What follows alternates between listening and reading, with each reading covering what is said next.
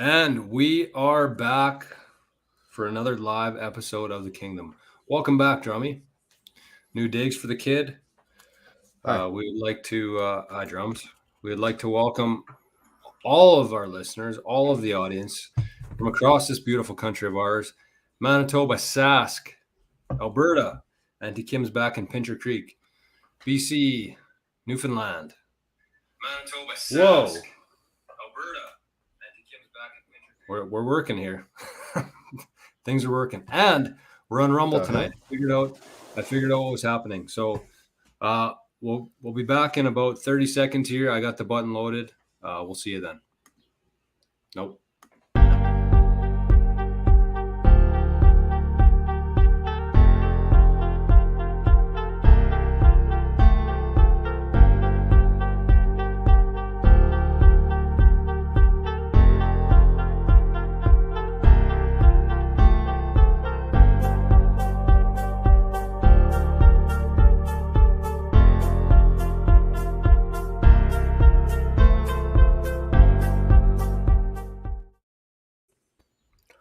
What is up, ladies and gentlemen? Welcome back to the Kingdom. As usual, my name is Drums, and I'm joined by the brothers behind Kngdom, Regan and Jordan Headley. As we always do, we send it up north, see what's going on with our boy Reg. What's happening, buddy? It is hot. Hot. Under tornado warning the whole day in Dauphin. Sooner or later, man, one of these hot, humid days are going to catch up to us, and we're not going to be as fortunate as we have been for the last month here. But yeah, things are good here. Played last night, last round of the regular season. We missed playoffs, unfortunately, by losing last week. But I had a pretty good round, probably one of my better ones in a couple of years. Contact-wise, hit the ball really good last night. And, of course, going to Charles Lake this weekend and then not playing next Tuesday, so it'll all go to shit by the next time I play. Pretty standard. I was 72, but I made three bogeys from inside 90 yards. So, oh really? Could have been a good night, but it's coming around. Hit it good. Yep. Considering you only golf, I made one putt too, so that was tough. One putt. All right, oh boy. Jor, what is happening out in Rossman? Top of the evening to you, ladies and gentlemen. Reg, you think it's hot there? Try having no AC. Well, East wasn't too happy because she got home from she went to Carberry today and came back, and I didn't have the air conditioning on when she got home. So, how do you not just have it on? Well, it's like a split unit, so you got to turn it on. Did you forget that this is my time to speak here? I'm busy in the chat talking to Chaz. Lost to report in Rossman. Holy cow. Me and Dad played in the Farmers Tournament on the weekend, and we won. Oh? And the prize was King jackets. So kind of bad. Hey, you didn't lose money. No, and it was a good round. We both played pretty well. It's good to see. Good to play with Dad. We had a lot of fun out there. A couple people in the group got pretty lit up, not including us. We were a little bit buzzed. I mean, whenever you start drinking, our tee time was at 7:30 a.m., which might be the earliest tournament start in history because they did split groups. So they did some in the morning, some in the afternoon. And barely just finished. Like we had half an hour to get in a horse race. So it was like a 7-hour round. Didn't feel 7 hours? Yeah, I remember looking at my phone at I thought it was noon, but it's 2:00. So it's a heavy day. That's big. What format's that? Scramble or? Yeah, it was just two-person scramble. Two-man scramble. So the golf's been good, and I got a big weekend here, Ed. We got a match tomorrow. We probably got 3 or 4 matches left this year, Drums. Well, I think we've missed 2 that are getting tagged on at the end, so I think we got 4 total. 4 left. So we're fighting for the spot. We're holding on to 8th right now, and just barely getting by. So we got a big match, and then I'm playing in the Western Open. on Friday, Saturday with Patchy. So Nice. last minute addition. He must have had his partner bail, but worked out. Texted me last week, and I was free. I was Good free, and should be a good weekend. I'm looking forward to it. Me and Patch are always historically against each other, so it's going to be hard for me to. It's going to take a couple holes, I think, to root for him. Telling his ball to get in the woods. Yeah, like I mean, for men's night, for every blue chair, me and Patch have played singles against each other. Reggie, you know how that is, playing the same guy every year. I'm so pissed I can't play in that tournament. The blue chair? No. The Western Open. Yeah, I wasn't It's sure just- if I was going to be able to or not. It's quite a bit of money, but I got a free place to stay at Patchy's. I guess he's bashing it, so we're gonna have some fun. Oh. Yeah, just keep digging the hole on how bad I want to play more. Keep twisting the knife. Where are you? You're up in Swan, aren't you? No, we're at Childs, but this is the one time I get to go to Childs this whole summer, so I definitely couldn't change the plans on that. You better enjoy it then. Yeah. Okay, well, before we go up to Brandon and drums, check out the new digs there. We had quite a few people watching last week, and there was like 1 like on there. So if you're watching either now or later, just click the like button. Free to do. It helps the boys out. That's all we ask of you here. Drums. And by the way, Rumble is live. Rumble's working. So we'll see how that goes. Anyways, drums. New digs. What's up, Brandon? Not much. It's just pure chaos over here right now still. But the internet's up. We handed over the keys about an hour and a half ago. We're here now. Got a lot of unpacking still to do, but that'll come slowly.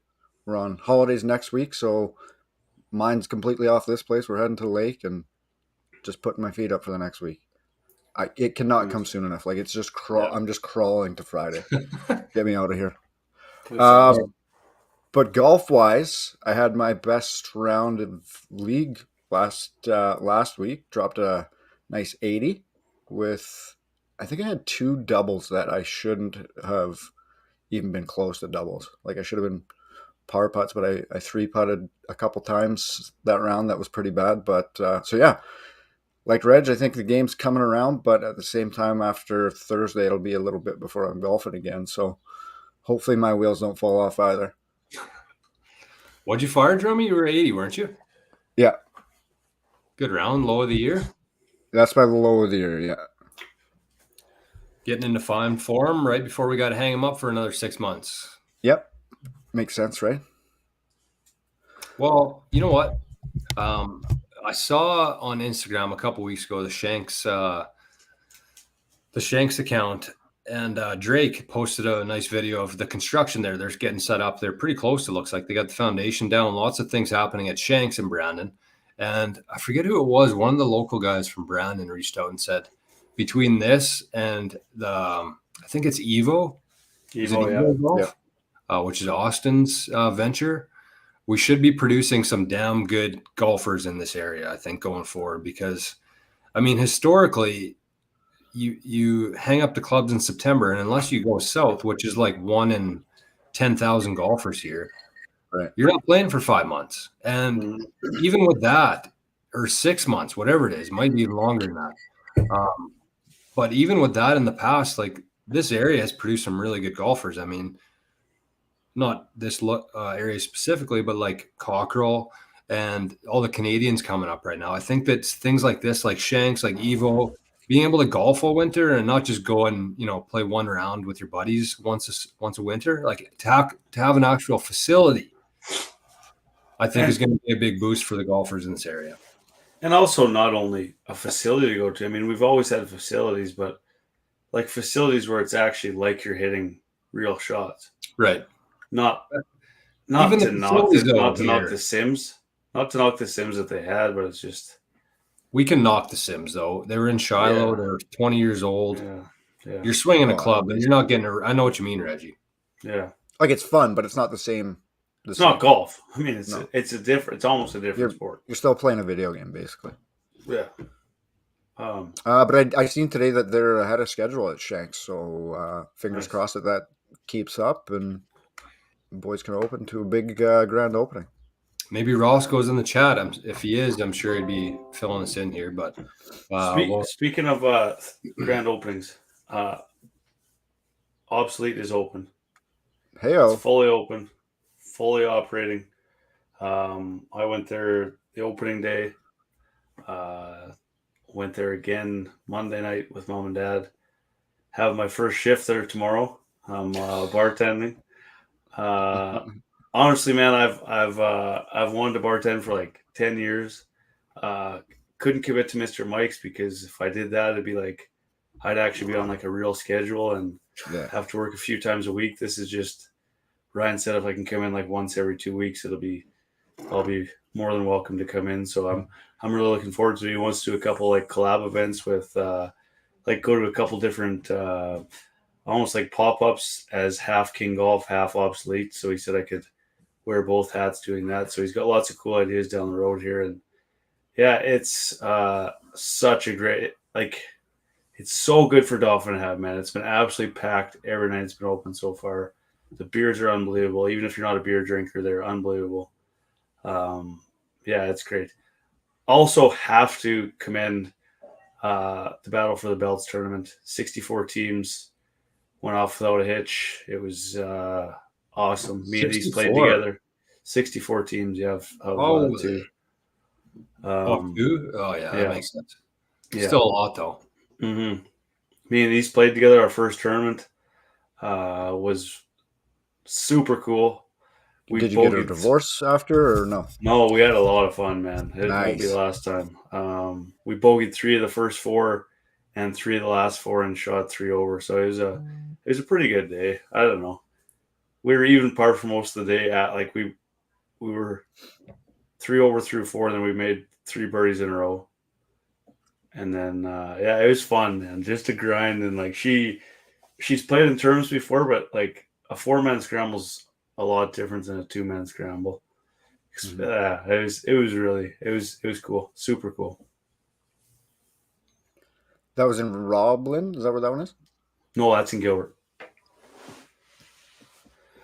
Battle for the Belts in Gilbert, and last year they donated that really sweet sign with the proceeds that they got from the tournament. And I've heard talks about another. I don't know if I can spill the beans about what's coming next, but they're adding another cool feature to the course, I believe, with their funds this year. Spill it. No, I can't. I don't know if they want it to be a surprise or what, but yeah, things are. Strip club.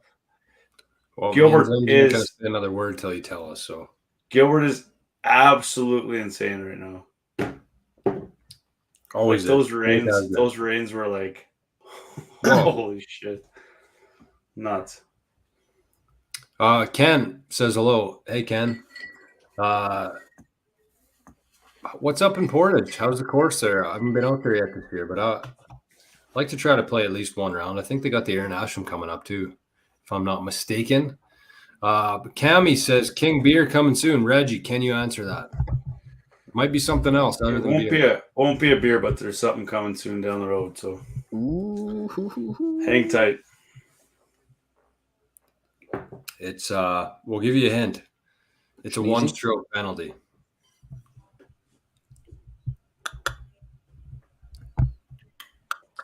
And that's it. That's the only hint. You could figure it out. Can you wink with both eyes? No. Oh, yeah. I have to move my whole face. Yeah, me too. Looks like I'm having a stroke. Speaking of strokes, did you see Mitch McConnell today? Oh. What is happening in the world, man? No, Chaz, not quite. Close, though. Bogey beers, that is a 1-stroke penalty, but we're talking more like a red steak kind of penalty. I have to give one last shout out too that I just about forgot. Ken. Actually, read Ken's first, and I'll read this. Kenny says Ashton was last week, so I missed that one. Men's Open this weekend. Supposedly, from what I understand from the polls, from the surveys across Manitoba, the Portage Men's Open is supposed to be one of the premier events in the province. Looking for my first title, says Ken, pending Saturday evening festivities as always. If you can get through that, Ken, then should we do a curfew? Everybody call Ken around midnight on Saturday. Somebody Make sure take Ken home at midnight. Yeah, you should hire somebody. Actually, funny story about that quickly is one year at the Tamarack. This was early. This was like probably 10 years ago. And Jay Thiessen was the clubhouse leader, or the whatever you call it, medalist for the Tamarack. And so whenever you're the medalist, there's Calcutta, and there's a whole bunch of teams that are groups, I guess, or people that bet on you to win. And Jay, I guess, obviously went for a pretty high amount based on being the medalist. And so we went out after, I think it was, to the Tam Scrum on Tuesday or Monday, whatever it was. Tuesday, yeah. And I think one group we were going out, and I was playing with Jay, and they're like, your job tonight is to make sure this guy doesn't get too drunk because he's got an early tea time tomorrow. So I was like, okay, that should be a no problem. And by like hole 4 or 5, like he's what do you call that on your head? The can. No way, one of those. Yeah. What are those called? I don't know if I have no idea if there's a name for it. Shake it up and smash it on your head and then shotgun it. And I'm like, yeah, he's fucked. Sorry, boys. And I think he lost the next morning too. So that's good style, actually. Though. I would say it's pretty good style. Okay. If Cam's right, say nothing. Danger can. That's what it was.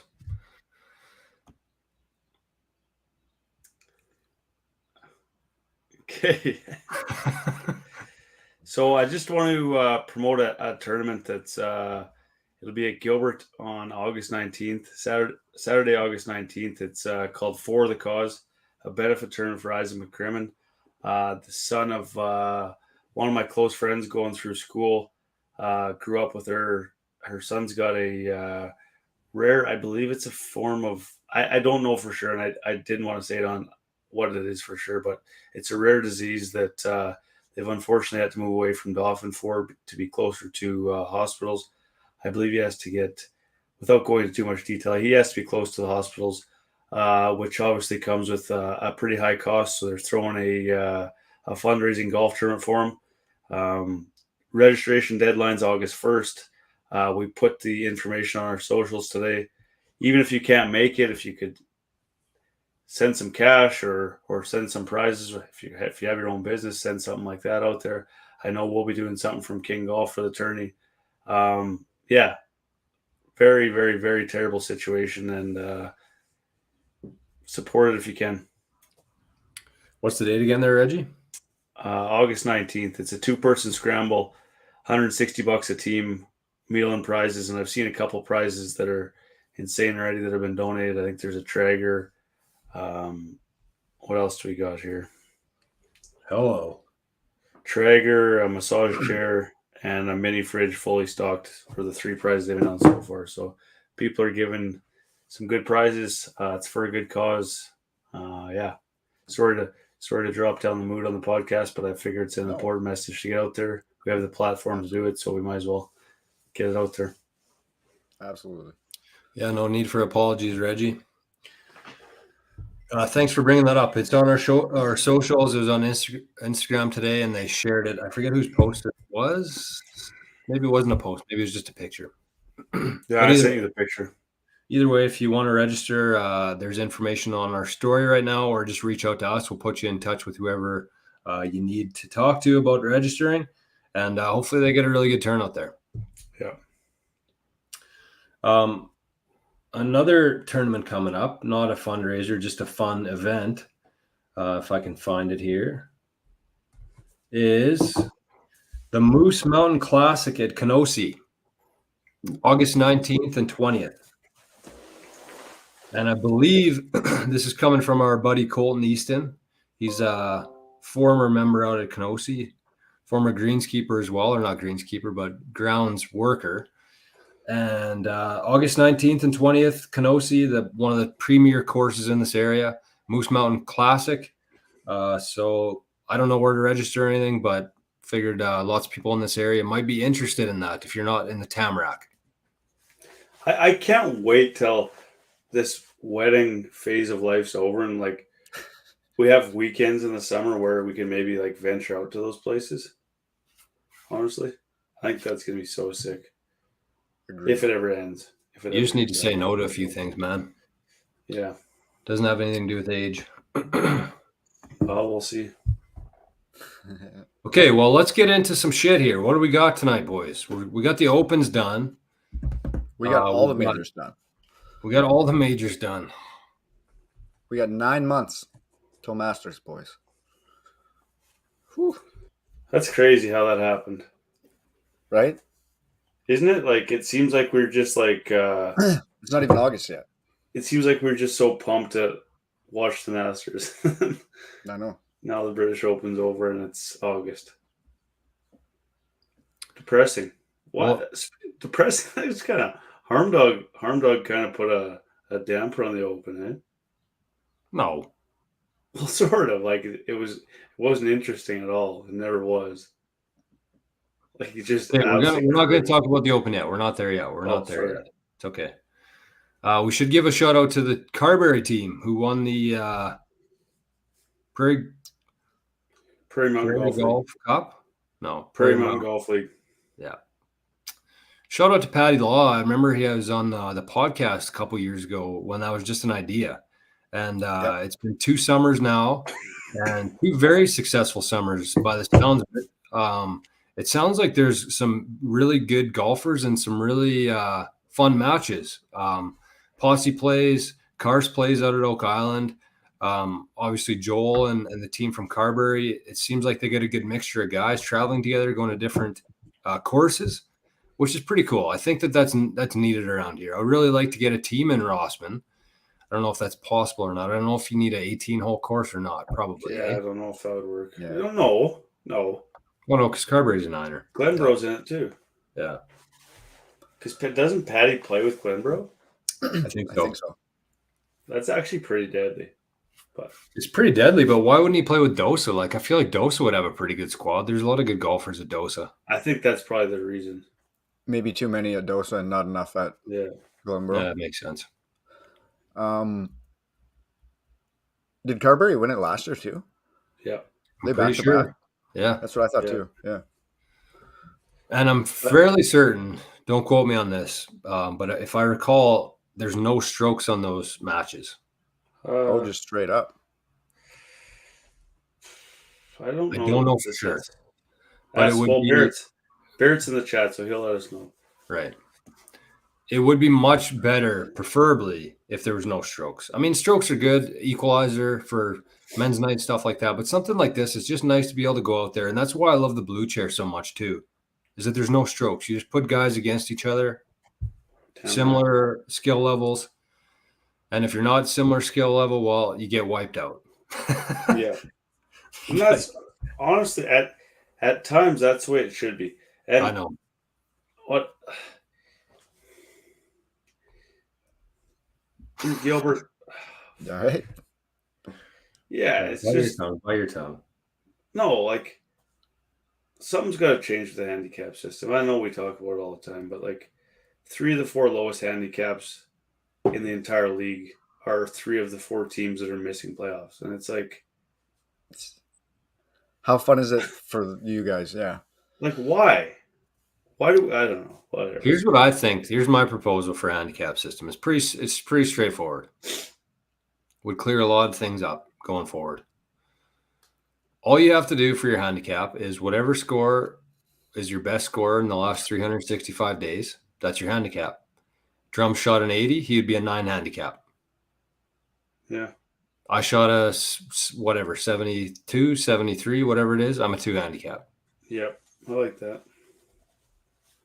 Because if you've shot that before, you're capable of doing it. There's no reason why you can't other than up here. Yeah.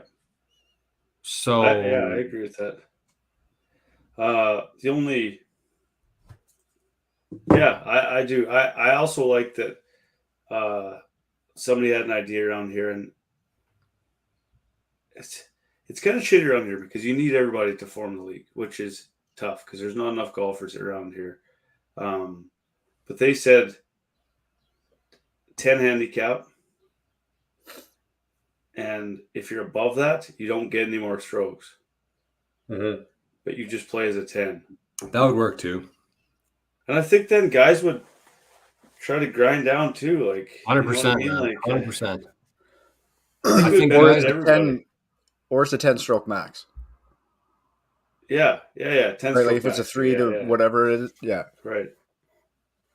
I think that's true, man. I think the guys lean too heavily on their strokes. Like they see that they have a stroke, they duff one because they can, right? I If they panic. don't, if they don't have that stroke, they're playing the hole differently, and they have a different mentality with the hole. But as soon as Yeah, you I don't see even- that you have a stroke, you think you have some play room. Yeah, I don't even like knowing when I have strokes.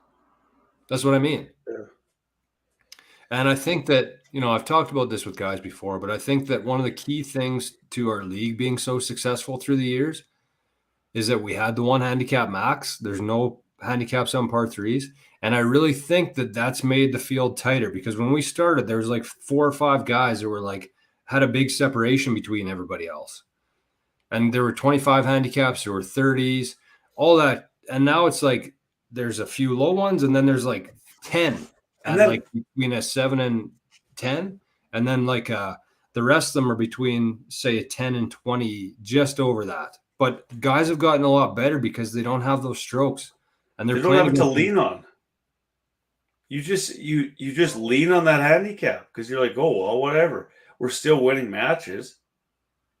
Like they're winning, and it's creating I don't know, man. Like, and sandbagging is the craziest thing ever. God. Like you're actually willing to shoot a worse score, perform shittier, just to remain shitty. Yeah, I don't get it either. Like that's your strategy? For what? It's just, I don't know. I don't know what there is no answer, but it's just, Yeah, I think on like for your league, do you play the par threes with strokes? yeah. Yeah, you got to cut that shit out Mm-hmm. at least. Yeah, it's shit. The two strokes on par fives is nuts to me. Yeah, me too. I feel like par fives. Well, I shouldn't say that. I didn't like it when I played in the league, and I still don't like it. But like for the That's the most Glenn part, Lee one, James? yeah, for the most part, that's your easier holes, and you're able to score better on those par fives. So getting 2 strokes is just crazy to me.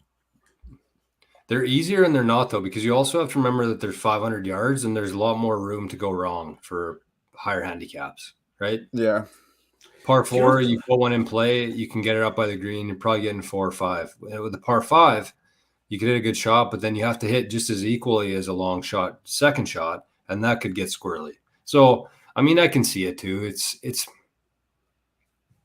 kind of like when I used to play as a scratch, but a different kind of scratch. Like I would make like 6 birdies and like 2 doubles and a couple bogeys, but like 6 birdies, like a lot of rounds.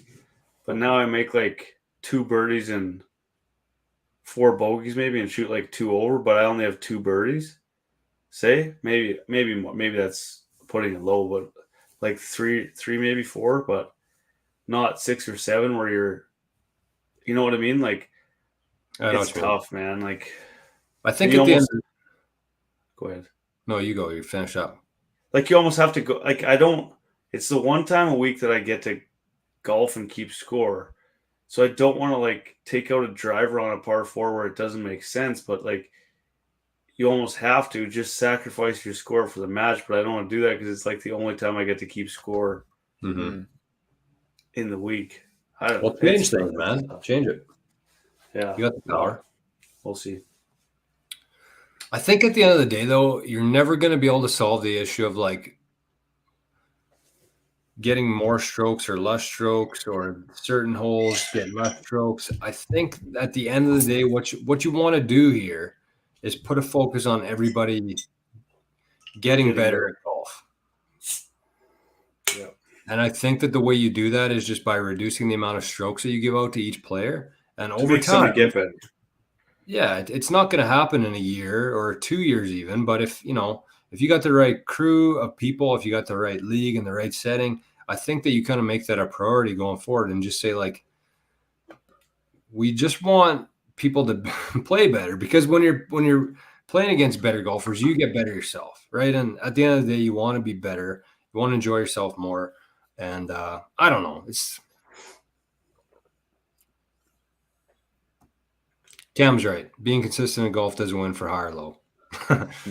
No skins gate, no nothing. Just pars. But I think for pride, I like it.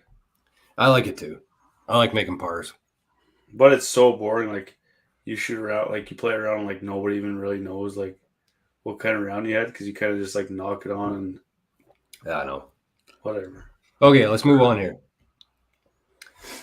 Congrats to Carberry. Congrats to I didn't recognize a few of those boys. I saw Joel was on there. Do you know that most of them? No. Must have a pretty good squad though. Yeah, I'll say. So let's talk about the Open. How much did you guys watch? Nada. A fair bit Thursday, Friday. We had it on at work, and I was checking in and out. Tracking? Tracking mostly. What the hell did we do this weekend?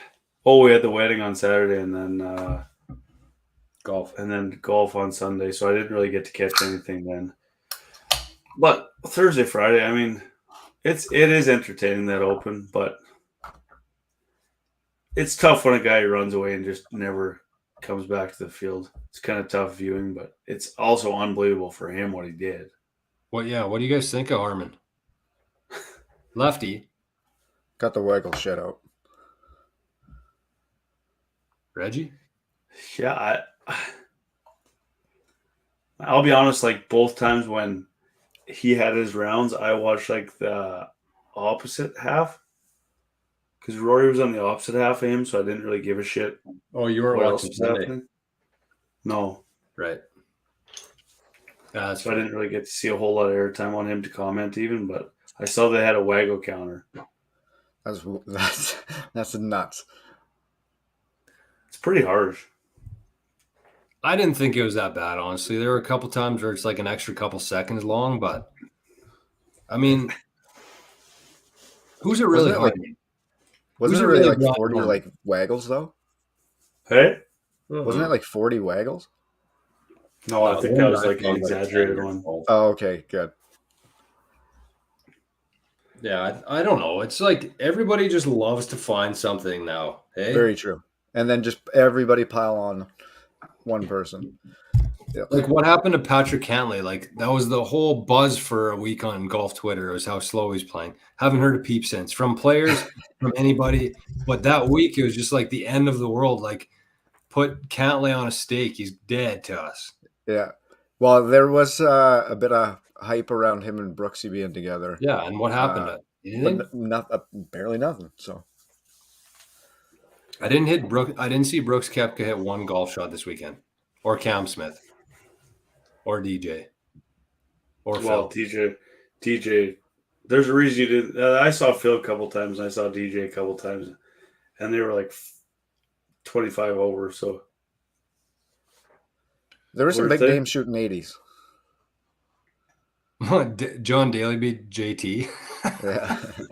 Well, he beat DJ too and Phil. Yeah. He was like in the 70s, like 76, wasn't he? That's nuts. Just beauty. That guy's insane. He's actually insane. How he's still golfing. I love it. How he's still alive, that guy. But oh god, it's getting so frustrating watching Rory, man. It's just he is so good at hitting the ball, but he can't putt. Like if he had any kind of putting, man. How about Fleetwood? Holy shit, both those guys, man, they just cannot make anything. And Fleetwood looks so defeated walking down the 18th hole. Yeah. Like poor guy. What do you do though? Like I don't know. And the harder Scheffler's going through it too. Like the harder you try to putt, I mean, the worse it gets. Everybody knows that. The three of us know that, and we're idiots. Like, honestly, like the harder those guys, and the more people talk about it, and the more everything, like Rory's got to be so. I mean, not even Rory. Scheffler would have won the last 10 tournaments if he could putt. Yeah. Right. You got a 10 tournament Like, leader right now. like literally. Yeah, I know. Like, it's He will insane. probably won at least 5 of them. Yes, easily.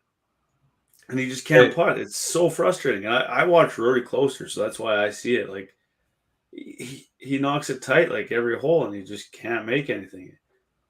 It's nuts. Let me bring up this tweet I saw. It was about Harman, actually.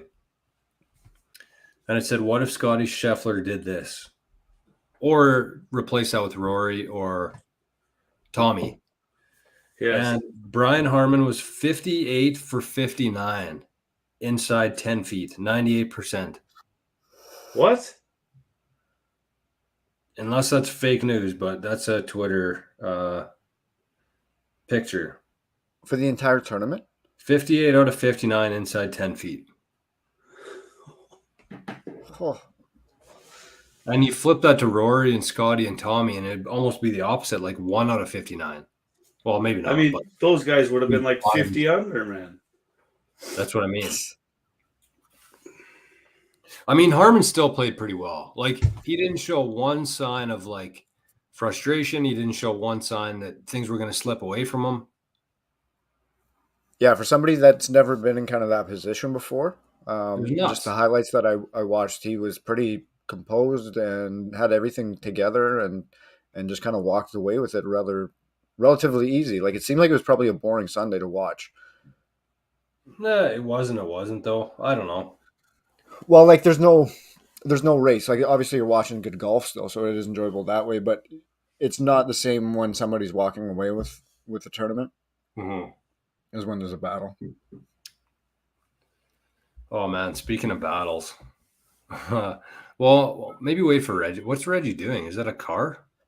Is he driving away? Oh, that might Or be you, Drums? from here. Oh. I had to blow my nose. I was getting heavy congested.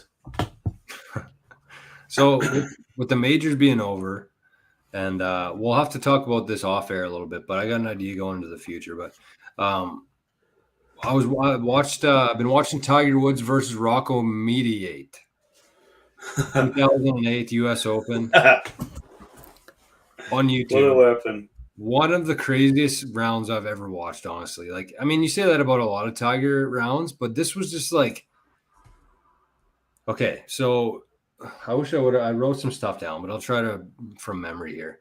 But Tiger Woods, this was in 08. He played the Masters. Yeah. 2 days after the Masters, he got knee surgery. 2 months later, the U.S. Open, which is the one I'm talking about here, he plays in it. He did not walk 18 holes before playing in that event. 2 months off, Rocco Mediate. And so, like, the crowd, there's this 45-year-old, 160th ranked golfer in the world in the finals against Tiger. The crowd wants him to win because he's like such an underdog story. But then there's Tiger, who's in his prime, who just missed 2 months with an injury, and he's come back after not walking for 2 months in the finals. He basically had one leg. This was in the playoff round you're watching? Yeah. But I think that, I don't know. He did show some, like, you know, what do we call it, grimaces. Well, there was like times he was like this on his club, like just on his knees. I think that was a different tournament, wasn't it? No, I think it was Sunday. And then so they had to come back on Monday and play that 18 holes. Right. I was just watching the 18-hole match. Yeah. And it was nuts. Like, there were so many people there to watch two guys on the golf course. Like, if you even just watch, so weird, yeah. Like, do you think he was juiced up like on shit to get through that round or no? Probably. He didn't walk a golf course for 2 months. Yeah, so he would have been on some heavy shit. So the crowd's like cheering on Rocco. The crowd's cheering on Tiger. Rocco in the playoff hole, like the 18 holes, Rocco's up one on 18. Tiger makes a birdie to tie it. And that's where I stopped because I was like, okay, I thought this was – I forgot what happened, but I'll watch the other half of it tonight. They must go to like a second 18 holes there, or what ended up happening? Don't tell me the ending, but do you guys remember? No? No, I thought that he walked away with the playoff. No, they Tiger. tied after 18 holes. Oh, Playoff. so maybe they did have to do 18 more. I know the Tiger won. I just don't remember when. Crazy. So yeah. Uh, I No think Tiger he had this to like weekend sleep either. standing up too. Oh, probably. Like Tiger, man. You just look at him in that time. It's on like the future instead of like right now. I think his trajectory would have looked a lot different, and he'd still be playing golf today. Well, for sure. If he wasn't banging Perkins waitresses 8 No. at a time, things would have been a little different too. No, that's not what I'm talking. Perkins. I'm talking about the fact that you have knee surgery, you take 2 months off, and all of a sudden you go out and play not only 72 holes, play an extra 18 and play another 18 on top of that, and expect that you're just going to naturally heal yourself. Yeah. He's probably also rehabbing like a son of a bitch. Right, but don't you think that like an extra couple months could have done him some good at that stage of his career because they just kept building up? For sure. What if he even just took that year off? Like, yeah, whole year. Yeah. And I would be obviously. Sorry, go ahead. I was just gonna say I'd be really curious to see like how many a comparison between Tiger and Jack and what ages they won each, because I feel like Jack won a lot more after Tiger stopped winning. And I think that if Tiger actually put more of like a low time preference mode on and just like thought of the future and like, I'm going to be here for another 20 years. I don't have to win every major this year. I think that he'd still be playing golf. But I think that mindset that he had is that I don't think he was capable of doing that. I agree. And that's what makes him that's so not good. Tiger Woods then. That's what makes him so good. Or made him so good. I know what you mean, though. It makes 100% sense. If somebody could have said, if somebody could have looked into the future, you broke up there, Joe. I didn't really hear what you said, but I think Drums, you might have heard him, but I couldn't. But, I think you said like if he could look into the future, he might have changed the way he did things at the time. Like when you started talking, it broke up and I didn't hear it, but it's too bad. Because right now, I mean, yeah, he's like in his 40s, but like he should be playing. Like we're getting robbed of a lot of good years right now, and like that's essentially what I was saying. Is if he would have taken an extra month or two when he was at that point of his life, I think he'd still be playing competitive golf right now. Yeah. Like not 4 majors a year, but like still playing. Yeah, probably on the Live Tour. Well, yeah, and just also like if he didn't have that car accident, like he would still be back to this point too, right? Right, but like that's more of a freak thing. Like I'm saying, like he should have made a conscious decision to think about the future a little more instead of doing everything this year. But yeah, I just don't think that's in Tiger Woods' mentality at all. I agree, and that's what I'm saying. The issue is, and that's the reason for it. Yeah. Do you think he's playing Masters? Oh, I hope so, man. Just golf's not the same without him. Even if it's just not the weekend.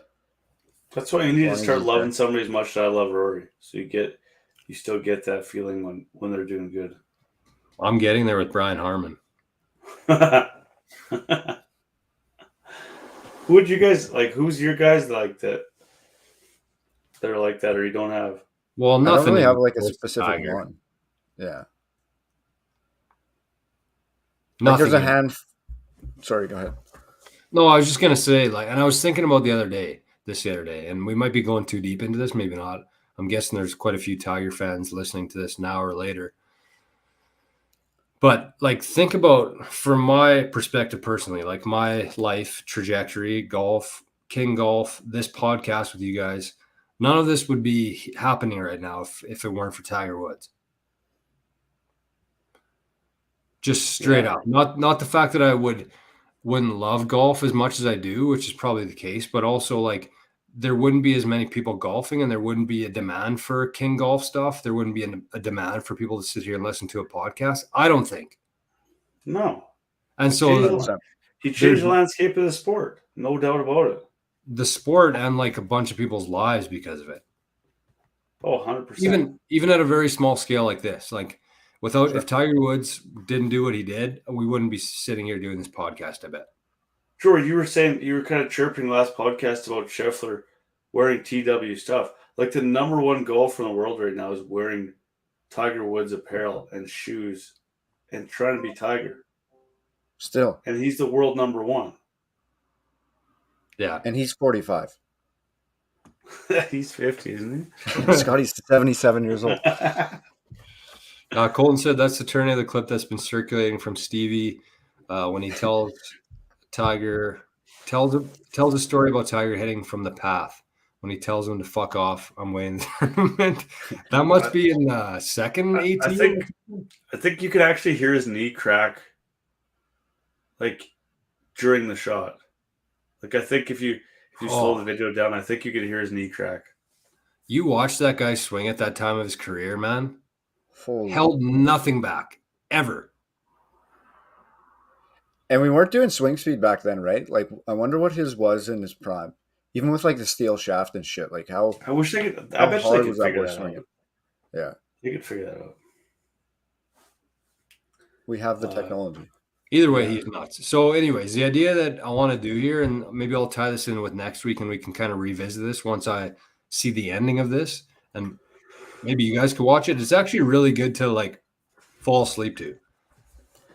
I would love to have a podcast of just like old golf tournaments, just audio only, so I don't have to have the TV on.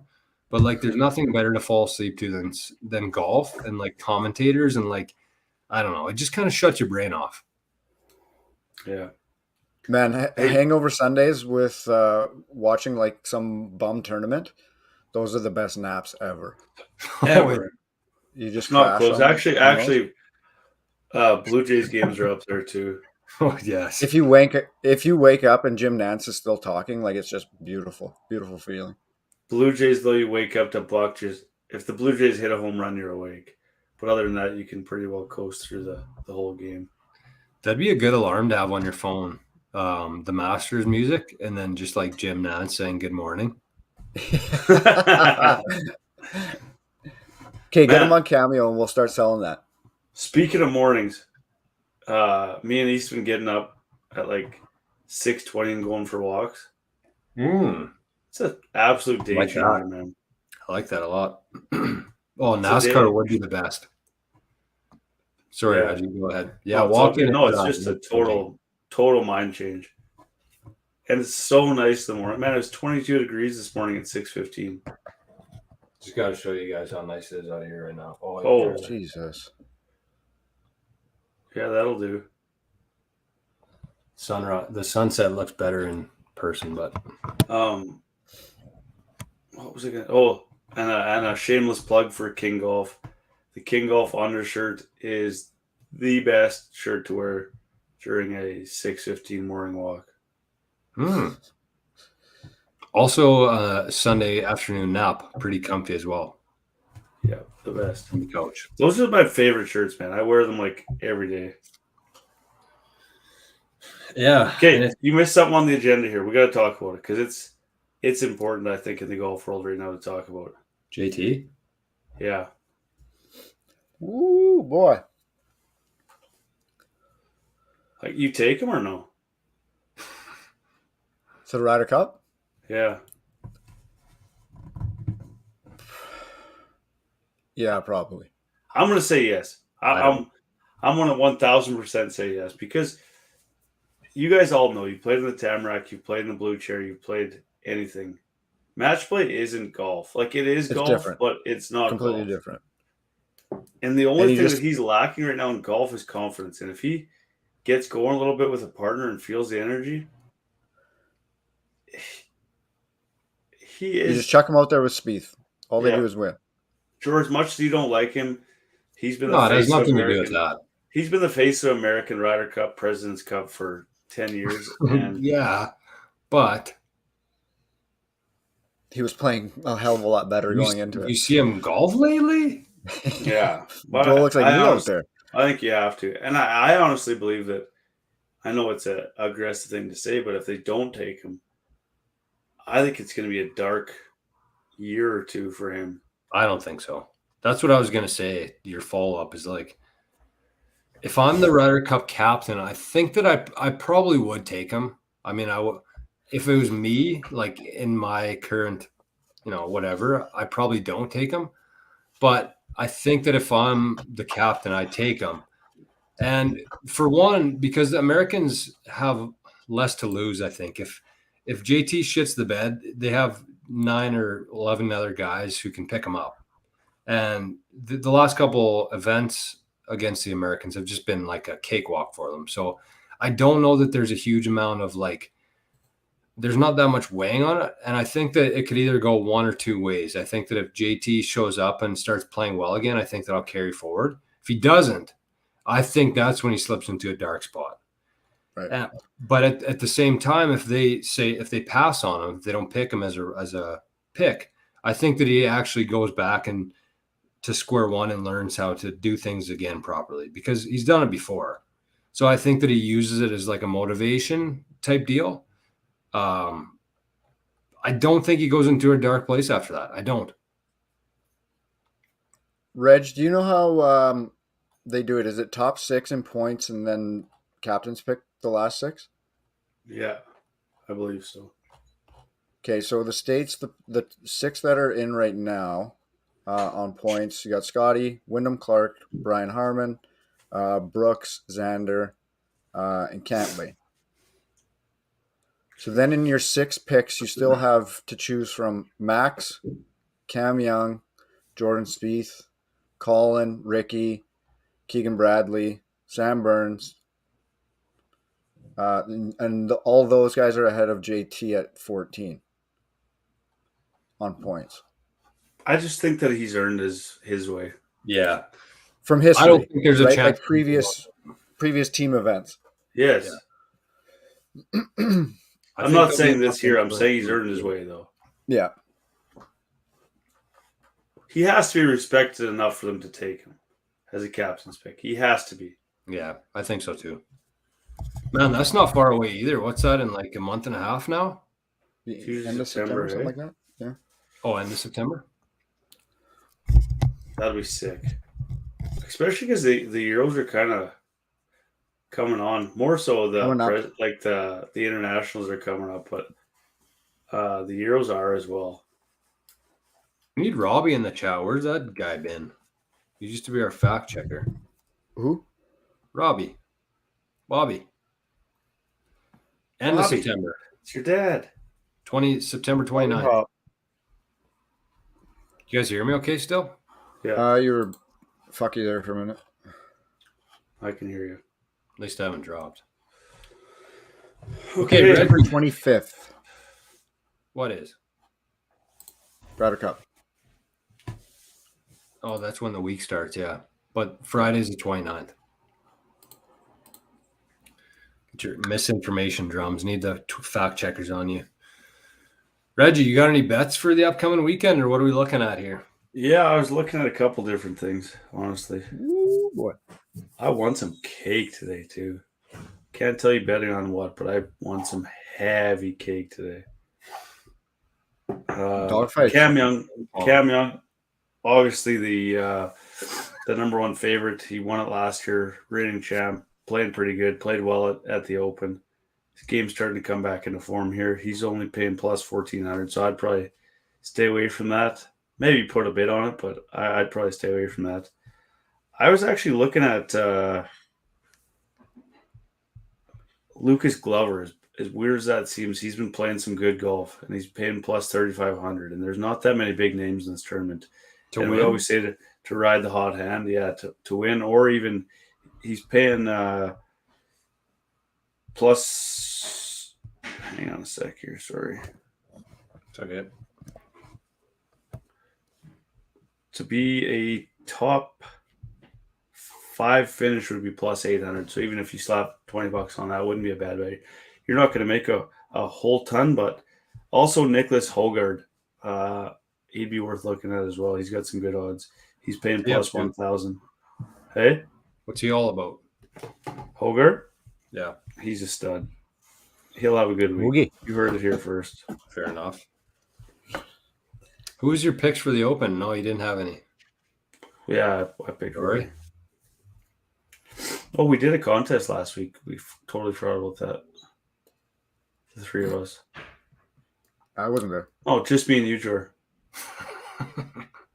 Who did you pick again? Rom? Probably Cam Smith. Oh, yeah, you did pick Cam Smith. Right. I picked Rory, of course, drums. And surprisingly, nobody had Brian Harmon. I would have. That would have been my pick. Yeah. What's Brian Harmon up to? Like, did he not come out of nowhere there and just like completely own the best golfers in the world? Okay, wasn't Yeah. it like that big tall mofo that led on Thursday? Yeah. What happened to him? 7'8". He fell off the cliff? 6'8", not 7'8". 7'8". That's a big boy. He still won the future though. He was, he was now, right? That's what I remember. I also saw another thing where a 6'10" university player in the States Had a good week. Jesus. Or I he don't wasn't even at the know. Open. No. I just saw whatever. It must have been just a clip of him. Did you see Buddy's swing? The tall guy. Oh, he's got to get down there. Slides into it. That's crazy. Pretty cool. He to looks see. like he's going for a ground ball. He's got to get down. Hey, what did Alex Fitzpatrick finish on Sunday? I don't know. Better than his bro, I think. Did he? Yeah, I think That's so. pretty cool. That's Even so in the sick. Netflix doc, like he was basically just like on some rando mini tour, just scrumming around there, and all of a sudden he's beating Matt, the nerd. So sick. So sick. I love stories like that. The bros on Yeah, tour. that's unreal. Imagine your brothers on tour. I'm going to butcher this again. Akshay, is it Patia? Yeah, I got nothing. Is that how they said it last time? I think it's just His yeah, first let's go with win. that, Actually, He's the guy that had his Oh, girlfriend, his Tinder date caddying for him in one of the events. Pretty sick. isn't he the same dude that had to rent the U-Haul because he was too young Yeah. to rent a? Yeah, because he couldn't Ours, rent it, yeah. so he had to rent a U-Haul. Yeah, he's got a What? pretty Is interesting this the story. same guy? Yeah, Yeah. he's a sick player too. He's young still. He's probably only like 21 still. Like he turned Yeah, I pro when think he's so. like 17. Pretty sick. That's so good, actually. He won in a playoff over Patrick Rogers, and I think they were both looking for their first win. It was pretty sick. Cockrell got in, birdied the last hole to get into the cut. Struggled a bit on the weekend, but that's okay. He fought his way around to a T53, I believe it was. Maybe a little higher than that, but his fifth cut made in 6 PGA events. The only cut that he didn't make was, of course, the Canadian Open this year, which was a tough way to miss the cuts there, the way he finished up. But it's impressive. Obviously, these are opposite field events, but nonetheless, still awesome to see him compete on the PGA. I mean, it's super cool, man. He had one of his college buddies caddying for him this weekend, I believe. And yeah, unreal. Seems like he's posting lots of pictures now. You could tell how happy he is with his daughter, just kind of living life right now. It's unreal. I wonder what triggered him to start that agent. Yeah. More in the spotlight. Probably, yeah. It's probably not actually him. I think some of the personal ones are with like his family and shit, but I know what you mean. Like the posting what's around and stuff is probably not him, but Yeah. because sometimes they post while he's playing, so can be confirmed that that's not him. But True It enough. would be. I feel like it'd be weird to have somebody posting on your behalf, wouldn't it? oh yeah, So weird. you got to so find somebody you trust for sure. Could get absolutely sabotaged. You could get absolutely sewered very Oh, yeah. quickly if you're a famous person Mm-hmm. and you get a hold of you get a But hold like of some every famous famous guy's person, pretty Instagram or much. something. Yeah, exactly. What would you do? The shit I'd be saying in the DMs. Should also give a huge shout out to. It seems like all we ever do is give him shout outs, but Braxton Kuntz for winning the amateur. Wow, what a stud! Uh, just We getting him on the show or no? good at golf. Yes, he's committed to the show. Just don't know which episode it's going to be yet. Could be next week. Could be the week after. He will be on very shortly. That's the amateur champion. Absolute stud golfer. It seems like every time we talk about him, he's just doing something ridiculous in the golf world. Just tore apart. I shouldn't say tore apart Oak Island, but he had a really good week. We had a couple local Dauphin guys that had a good showing as well. Delorier, Thomas Scott, Jose, all the boys are out there. Sorry if I missed anybody, but Thomas Scott was actually 3 under on the last day, so pretty Really? cool. Yeah. Was There Eric was some P in good there? Eric P, sorry, yes. Eric P, I saw they were playing at the him and Jackson were playing together at the Battle for the Belts on the weekend. I'm not sure what they shot, but they were playing together. I doubt they beat me in the East, but they might have. Shout out to Cuz and Jay for winning the Battle of the Belt. 12 under.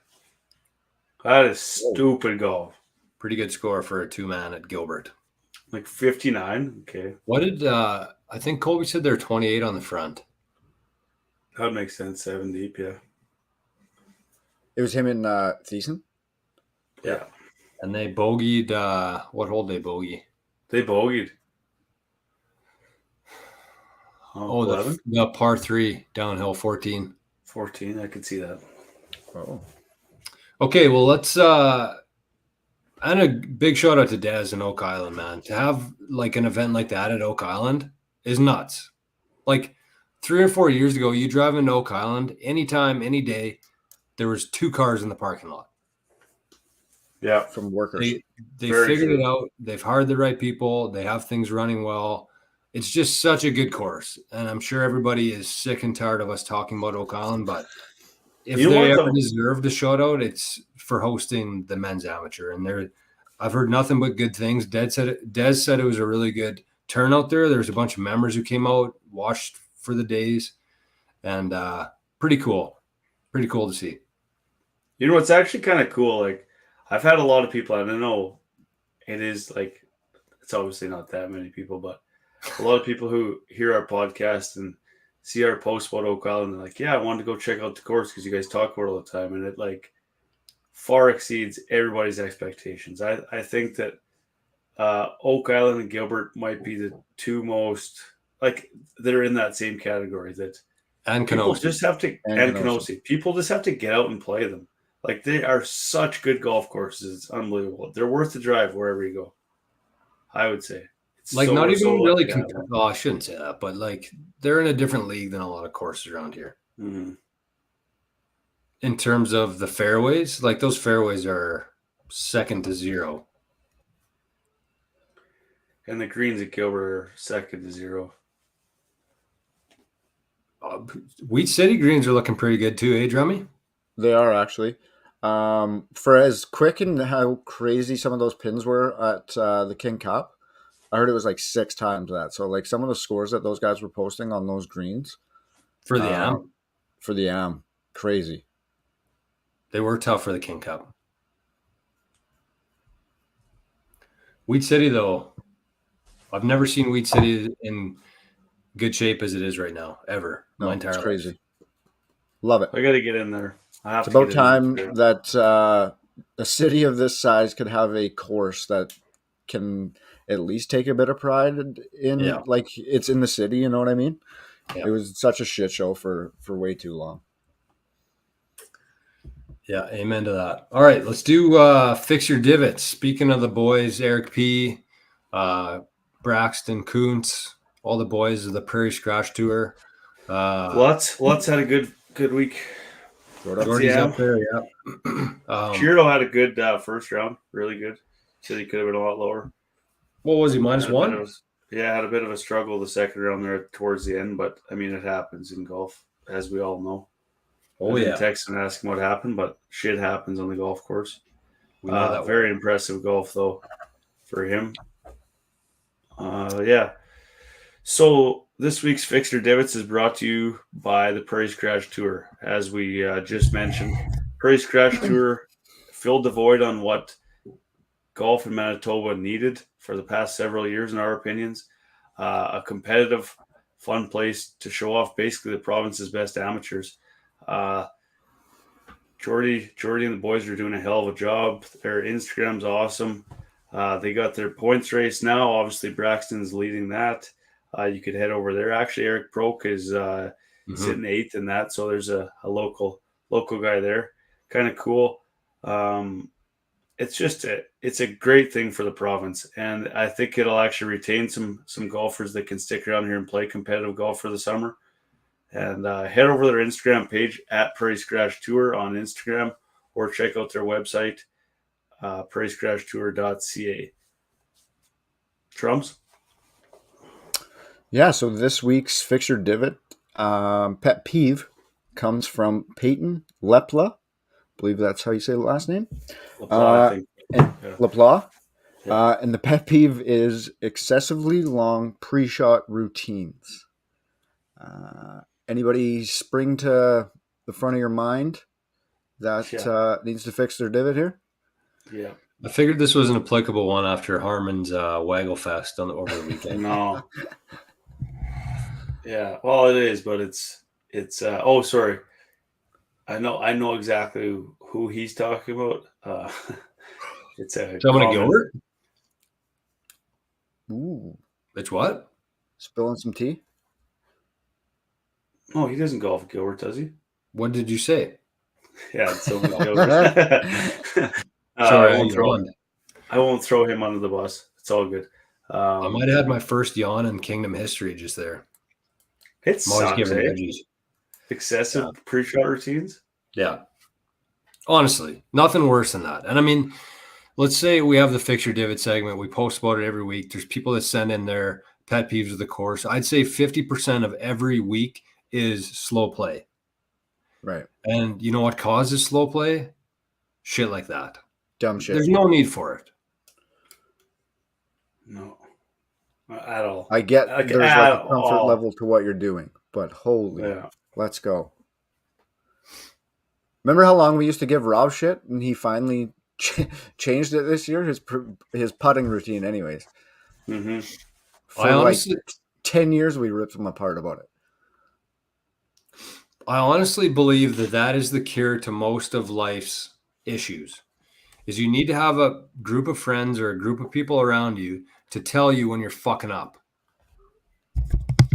Because nobody else is doing that. And the worst thing they can do is like go behind your back and like talk shit about you and say they're doing this, and you never really know you're doing anything wrong. And then like 1 or 2 years goes by and all of a sudden you're not friends with them anymore. And you're like, well, we probably could have just prevented this had we have said something to him or her. Yeah. Right? Like the beauty of our friends group is that like for so long, anybody fucks up, you hear about it from 5 or 6 other guys, and then you stop doing that thing. Yeah.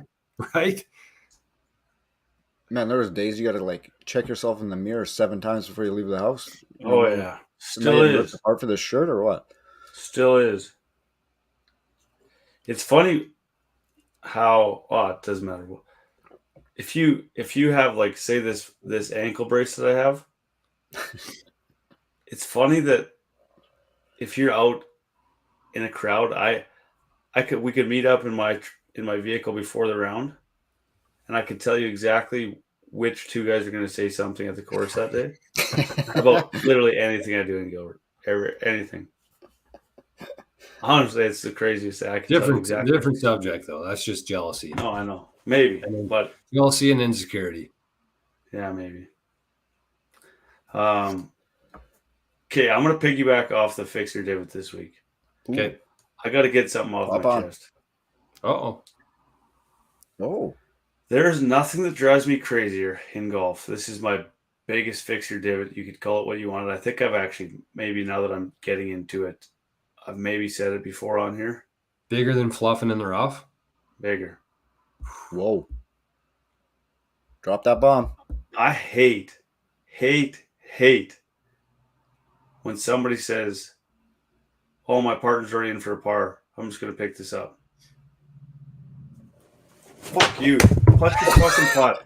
Putt your putt. Putt your putt. Like, what are you doing? What are we out here for?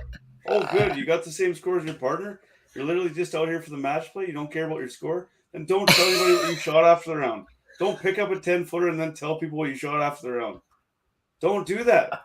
That's not. You didn't shoot that. You didn't make that putt. All right, Fuck I got to it. take back telling you guys Give it I to shot him. an 80 last week.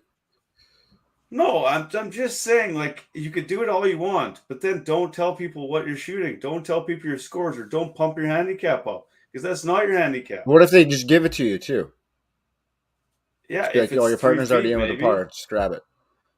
Okay, yeah, but fair enough. But don't promote your score or bitch when you're not getting strokes. Like, if you're putting that 10-footer, that's why your handicap is where it is, and don't pick it up. That drives me absolutely up the wall.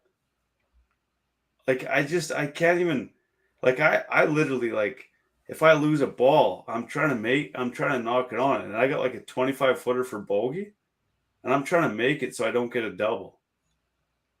And what am I supposed to say? Like, oh, good. Like, okay. Oh, dad's in for a 5 already. Oh, I'm just going to pick this up.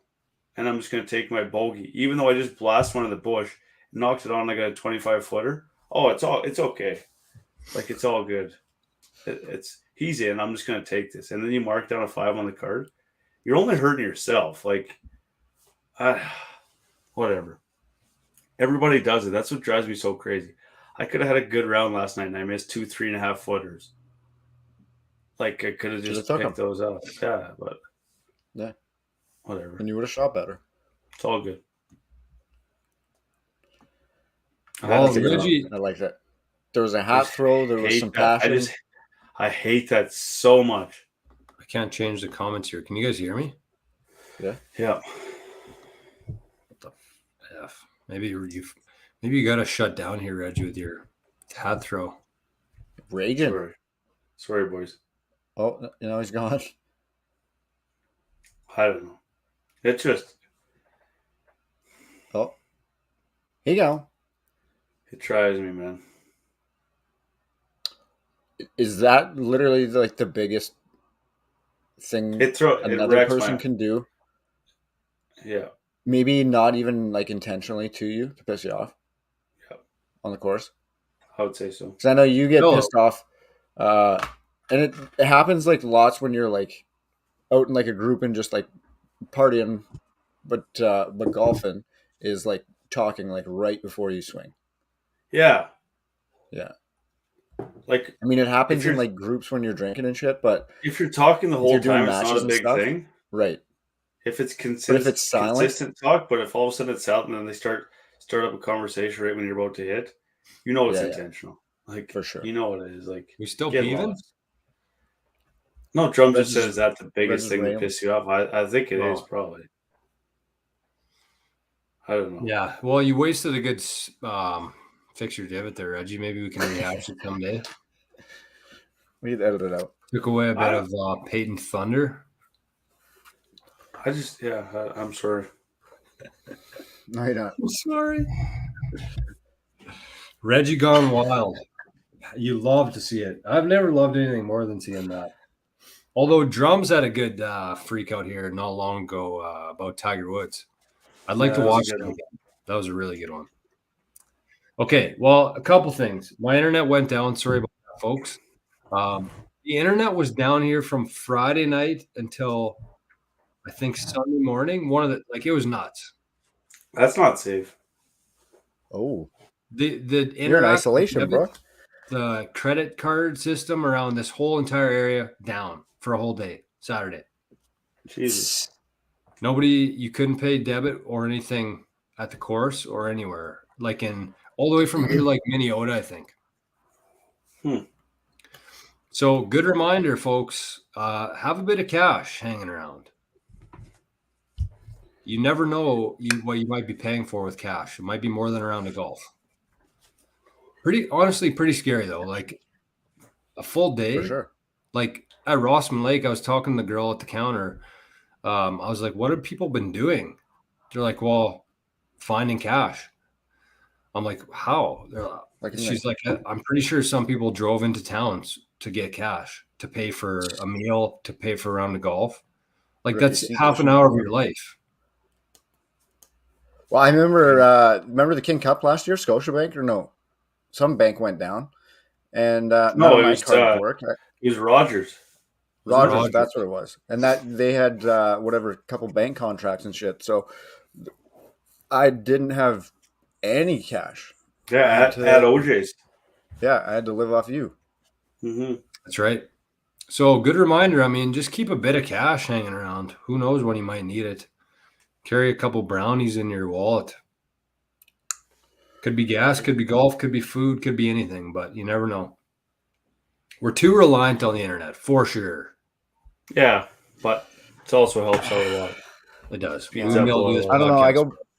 I go back and forth with it. Man, did you? Well, this could go down a rabbit hole, but Yes, let's go. you guys probably already knew. Reggie is heavily on Joe Rogan now, we should point out. Oh, Cheers to that. He's down the Yeah. rabbit hole. I don't got Tinfoil much for hat. that. I love it. But that's what that's from. He said people are in Russia are allergic to Wi-Fi and they don't let like kids under a certain age around Wi-Fi. So he said it just absolutely shreds people's brains. For sure. Have you I seen mean, it can't not. It can't not. the Like, 5G shit? Like, you shouldn't live within like 6 miles of 5G towers. like it can't not. Yeah, like I mean, what you think? Like, how's this working right now? Like, remember growing up, like you weren't supposed to stand in front of the microwave when it was running. You have that. You have that in your fucking pocket right now. Mm-hmm. Yeah. Just zapping male sperm loads. Like, it's wreaking havoc on the world. That shit. Mm-hmm. It's nuts. But we could have that. And even chat, like we're both day. wearing wireless Yeah, headphones. exactly. Like, you think there's just like shit's going bouncing off in our heads. It's crazy to think about. It is. You guys need to chill out. I can't hear anything. I said you guys need to chill out. I know. I heard what you said. Oh. You guys got segments today? Oh. What happened to these? A little bit. I'll kind of piggyback on Reg's starting of conspiracy theories here. Aliens. See this shit going down in Senate? We got whistleblowers confessing that the U.S. government holds specimens, bodies of alien life forms and their crafts. Believe it or not. Believe. Did you guys see that tower? I think it was a crane, hey? Wasn't it a crane that collapsed in NYC? Yeah, that was wild. Didn't see it. Was that people falling from that thing? I don't think so. I think it was just like the glass and shit that it hit. I don't know what happened here. I took these out and now it's like I'm on speakerphone or something with these things. The Gov, Jesus. Trudeau must have caught wind that you're listening to Rogan, cut you off of all communications. So weird. Oh. Yeah, there goes your internet. So what are you saying? Like, where can we find that, Drums? Find what? The interview. Like the alien stuff. I mean, or is that just a you see this? Yeah, sorry. Like, it was just did you see this today? Oh. Like, there was a whistleblower who was like quite high up in the U.S. intelligence service who confessed that the government is in possession of alien life forms. Like, then said, "That's all I can literally say to you." In a basement, or he said, "That's all I can say to you." Is like just confirm that we have them. The reverse engineering off of like their spaceships to come up with all our technologies. Well, I believe that 1,000%, man. That they've had them for quite a while. Yeah. For 60 years. Yeah, exactly. But that's all. Like, how crazy is that? That's coming out of like real life now. It is. Like, they're having Congress hearings about this. Did you guys ever see this back in like the 50s? I think it was when like several aircrafts went and hovered above the White House. Really? for like a whole day. Sorry, Yeah. it broke up really badly right there. Oh, sorry. Wonder what's happening here. Hopefully it's okay on my end, but I just said like back in like the 50s or 60s, a bunch of aircrafts like just literally went and hovered above the White House. I didn't see that one. You haven't seen that video? No. Yeah, look it up. It's wild. But my prediction is, like if you look at history for the last couple of years here, like a long time, but like every 4 years in the world, like something major happens, right? 2016, 2020, 2012, I think might have been Coney, 2008, the great financial collapse. Every 4 years, something happens right before the election, like a major event that has a huge impact on the world. So guess what we're coming up to 2024? My prediction is they're going to bring some aliens out, and it's going to get weird. It's like shit is gonna get super weird here. That would be wild. I can't see. Like it's already so weird right now, the world. But I don't even think we're at the weirdest part. Oh, no. God, no. No, I don't think so. We're just getting started. So that's what we got to look forward to. We just got over like the life-altering effects of 2020, and now we slide into 2024, and I can only imagine what's going to happen for that. Every 4 years, though, look back, you can see a major event happen right before the election. So, anyways, is that any more drums, or are you good? Reggie, if you want to stay on the alien theme, I don't even know why we're really on this one, but with Rogan, check out Bob Lazar on there and Travis Walton. Mm-hmm. Both have good documentaries out. Travis Walton was an abduction case where he disappeared around a group of like 6 buddies, was sucked up into the sky, disappeared for, I think it was like 3 or 4 days, and then just all of a sudden appeared in town in like his boxers and shit, and just called his brother to come pick him up. Like there were search parties out in the woods for days, and all of a sudden he was just back in town. And then Bob Lazar is a guy that worked at Area 51, and like so he's telling the stories of all the shit that he's seen. Like for alien stuff, they're cool. That could have been you, drums, at my birthday party back in 2006, and your gitch running around. Man, I'm still like, I still get frostbite from that. Like I can't stand outside too long. You could have easily been abducted. For sure. Something happened. I'm listening to Luke Combs right now, actually. Pretty good. You're what? Listen to Luke Combs. In your headphones? No. Like on Rogan. Oh, really? Yeah, he's pretty good. Luke Combs is the man. You see him hitting golf shots at the stadium the other day? Yeah. Pretty shitty swing, but is Drum sleeping or frozen? Am I freezing for you guys? I think you're sleeping. Nap time, Drummy. Something weird's going on here, man. My headphones are completely screwed right now. See, everything's running fine on my end. I don't know what's happening here, but anyways. It's like I'm in a probably theater, almost at our limit. Too much chat here. Too much alien chat. Okay, well, I got one, Reggie. You want me to go or you? Yeah, you go ahead. Okay. This is a two-parter, actually. I got a lot of two-parters because they kind of tie in together with each other. But anyways, last night or whatever it was, the night before maybe, I was out in the yard just chipping around. I like, whenever I've like, it's nice out, I just go out there, bare feet, hit some chips, different clubs, try different things. So the first part is I think that people should get back to that. And, not everybody has a front yard they can do it at. But like if you're a member somewhere, like just go out on the course and just play around. I think that's a lost art in golf. Because people, if they're chipping poorly, if they're putting poorly, what they do is they go out there and they take like 10 balls, find perfect lies, get into like a robotic rhythm, hit a few good chips, and then call it a day. But I think if you just throw some balls out there, hit from different lies, use different clubs, find what works for you, I feel like that brings a lot of confidence to the course. And it brings more creativity as well. So that's the first part of it. I think that that's a lost art, is just going out there and playing and trying different things.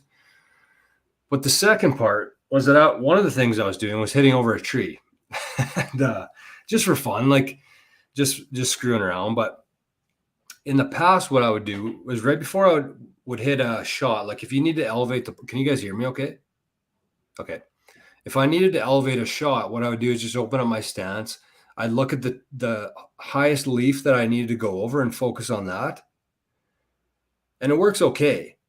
But as I was hitting a few of these, I was like, why don't I just go like further up than that? So what I started doing was I'd look at like the top leaf, the tree that I wanted to go over, and then like add 10 feet on top of that. And that was like the last thing that I saw before I looked back at the ball. And so then you have 10 feet of clearance there. Because if you're focused on that leaf, what are you going to hit probably? That leaf. Or if you're a little bit thin, you're going to hit the branch. But if you give yourself like 10 more feet of like clearance and that's what you focus on as your target, like the last 3 shots, I cleared the tree by like literally 10 feet that I was struggling to get over before that. So this is just something that I kind of came out just by accident almost, but I'm definitely going to put it into practice going forward because it's just a total mentality shift and it gives you a lot more leeway to focus on going over that.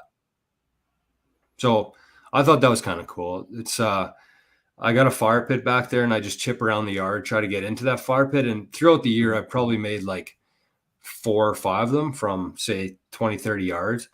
And the last shot I hit last night after this clicked in my brain is I went clean over the tree and into the fireplace that I was aiming at.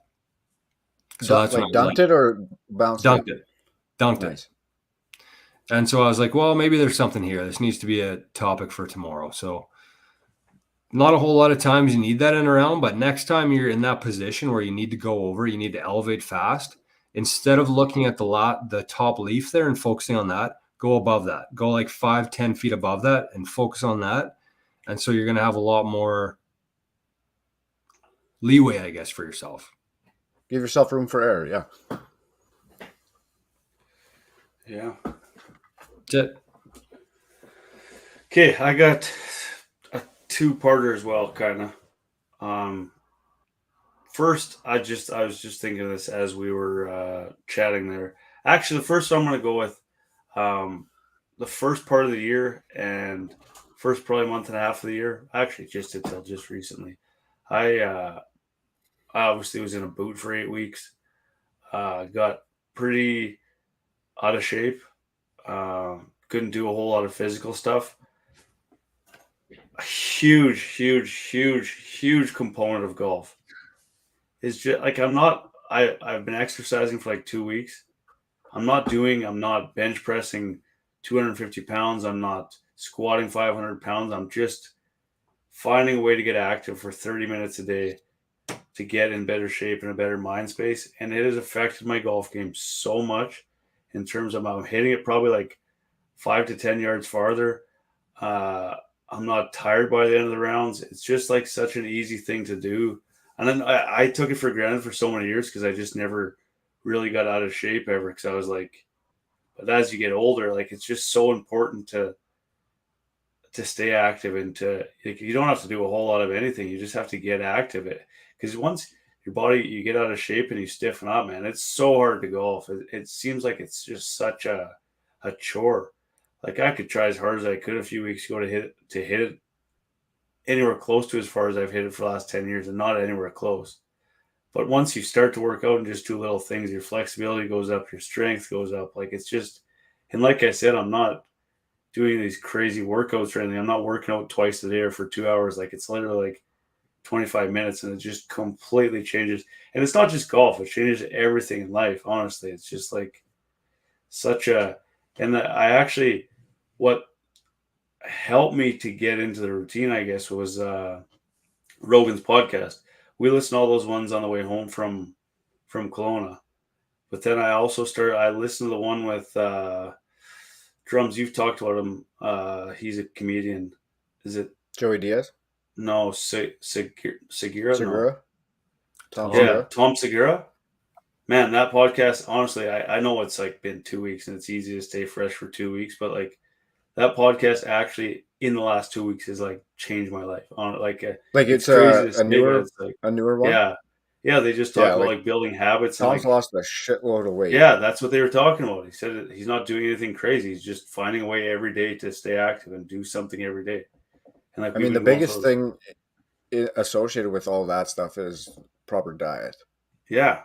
But you know what though? Like once you start exercising, then you're like, you look at shitty food and you're like, I I don't don't want to want eat it. that because I'm going to waste my Right. time that I just put in. And it's like a totally different mindset. And I've talked about this on here before, but yeah, it's awesome. I could probably get derailed soon here, but hopefully not. Yeah. Now the second part of this, and this is the actual golf aspect of it. I took a kid out for lessons on Friday night last week, and I was kind of trying to think of like things that I take for granted that I do that maybe doesn't come natural to other people or doesn't come like without lessons. Um, I was teaching him chipping. His chip, he said he was struggling chipping so bad. He was absolutely dialed by the end of the round. He almost chipped in like 3 shots. It's nuts to see. It was so cool. But the thing that I think that I notice the most in so many golfers, and maybe do I over exaggerate it a little bit? Probably. But from 100 yards in or 110 yards in my opinion, I don't think that you should ever take a full swing. I think that once you take an actual full swing from that yardage, and we've talked about this, Rory can't figure it out. He still takes full swings from everywhere, and his wedge game shit. I think that so many people grab their pitching wedge from 100 yards and in or 110 yards in, and they take a full swing at it. And when you have a full swing, man, it's sure you could get the accuracy down, but the weight is so hard to dial in without like a shorter compact swing. Like I probably, like I said, I probably over exaggerated a bit. Like I hit my 58 from like 115 all the way down to 20 yards, but it's all just how far I take it back. But I would pretty much never take a full swing with that club. And I've actually, I used to, if I was like 125, I would try to take a full swing with it and the ball would Mhm. go everywhere. But then I've started just taking one club more Yeah, I agree with that. and just taking a 80% swing, 75% swing, and everything is just so tight, and you can't get up to the top. You know, sometimes like you get to the top of your driver or irons and you kind of get lost up there. I mean, that happens with wedges too. Mm-hmm. And if you could just stay 80%, like so many people don't do that. They think you have to take a full swing with every club, and then they get down to that. And I taught him that, and yeah, it's kind of cool. And you can even, oh, sorry, go ahead. I was just gonna say that's just part of playing around, though, right? Yeah, yeah. I think the biggest thing too is tee lofting it a little bit too. Maybe just so you could take a little less club, but tee loft a little bit. You don't have to hit it so high from inside 100 yards. You can hit a little knockdown from there, and it's such a. I mean, that's the best for sure. The best part of my game. So that's something that I could really attest to. I'm not going to sit here and tell you how to stripe your irons or do that, but like 3/4 wedges is how I've kind of made a living or kept around scratch for so many years just from wedge play, and it's such an easy thing. But then I see people that struggle so bad, like taking full shots from there. It's such a game changer when you stop or when you just start abbreviating shots from there. I would say, and it seems like such a no-brainer, but still, I bet you at men's night, I don't know. every There's a comfort level thing to that too, because I'm kind of similar with the length of my wedges. Like I have to hit 56 basically from 120 down, and I yeah, can't do it well. So it's like I'm either hitting it on the but screws at 115, and then I got to figure out how I'm going to hit it 90 yards. So like there's right, definitely a comfort level, and you have to practice it. But like you said, if you start somebody out doing that, like you are with yeah, this kid doing practicing, mm-hmm, that's a huge advantage that they're going to have mm-hmm. Definitely. And yeah, drums. You just got to go to the range one night and just dick around with it. for sure. Like hit shots, just hit little knockdown shots. That's all wedges really are, is just a little 3/4 knockdown. And you could get a lot more spin too because you're getting there, and then you can just like hammer it. I don't know. I think it's a game changer, but I think that long term for people, I think that aspect of the game would save the most strokes for the majority of golfers, like that part of it, because you're never going to be an expert putter. You're never going to be hit every fairway, but from that's one thing that you can actually focus on and dial in. And I think like long term, the goal is to get out there as much as you can and just play around. Just stay inside 100 yards. Don't even look at your yardage thing to be like big picture here. And just like hit shots based on feel and how far you go back, how hard you hit it, all that kind of stuff. Where you want to land it. But like in the short term, I think that it was Nick Faldo. He had a really good analogy of like the clock and like how far back you want to go with your hands, like 6 o'clock, 8 o'clock, 9 o'clock, 10 o'clock. And like do from like 50 yards, say you want to go to 6 or 9 o'clock. 50 is 9 o'clock and 60 is 10 o'clock. You know what I mean? And just kind of have some sort of system in your head that you could actually convert into something that makes sense in your head just to get by. So you're not going to be inside of 10 feet every shot, but you're also not going to be 30 yards short or 30 yards long. Or too far off line, honestly. Right. Yeah. Because everything's staying compact. You're not getting lost way up top. You're staying here and then you're turning your body, and you can't get too far off with it, honestly. And I do think that after like 1 or 2 sessions at the range, like you just go there with your wedge and I know it's impossible for people to do this, but like if you actually want to improve this part of your game, just go to 1 to 100 yards and just write it down. Like hit 5 shots with each at like say 9 o'clock and see how far it goes. And then just average that. And that's a good starting point at least. Mm-hmm. And then you build off that through the years, you play around a little bit, but that's where you have to start, I think, instead of trying to be like perfect tomorrow. I used to like full buckets of balls just my wedge. Honestly, and that's the only way you'll get that feel. But you have to start somewhere still, I think. Yeah. That's a hard thing with golf is a lot of people don't know how to properly practice, right?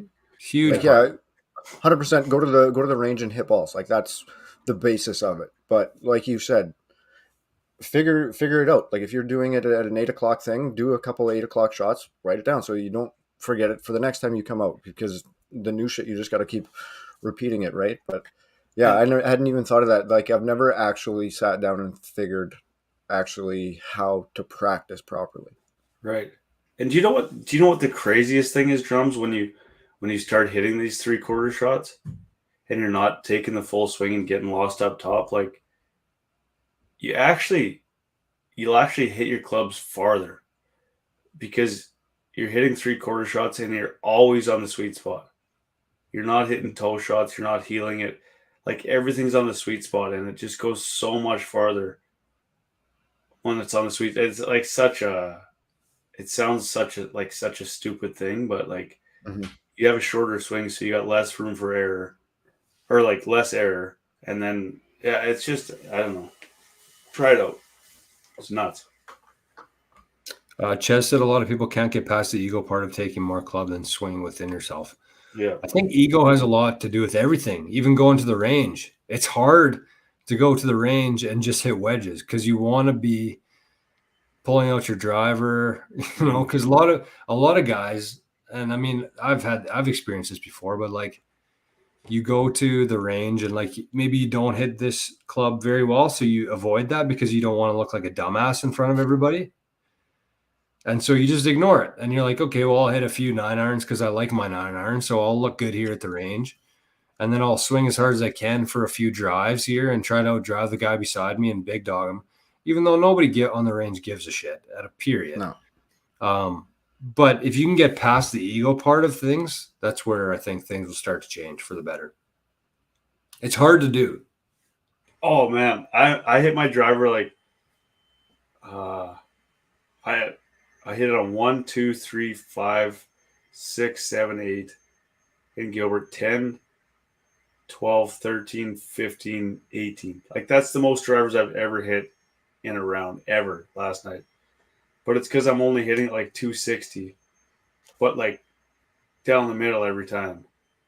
And it's so much, like I'm not trying to rip it. I went through a phase this year where like I was playing with guys and they were ripping it past me, and I was kind of not upset about it, but I was like, shit, like I used to hit it pretty far, but now coming from the fairway is so much better. Like in so much better. consistency, it's just such a different game. But yeah. Anyways, Anyways, it's been a long famous show, line. boys.